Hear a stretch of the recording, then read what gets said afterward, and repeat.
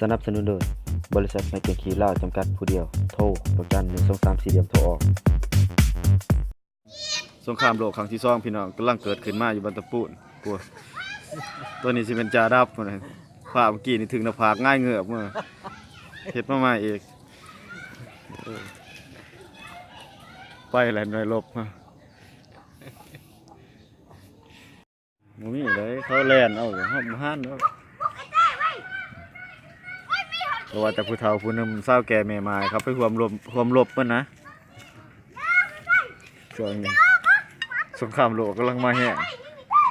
ครั้งที่3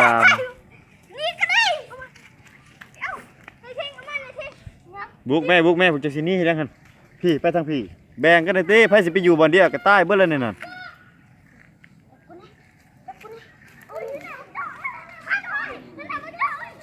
ตอนนี้แนวหน้ากำลังปะทะกันกับฝ่ายศัตรูอยู่ปบคือกันนี่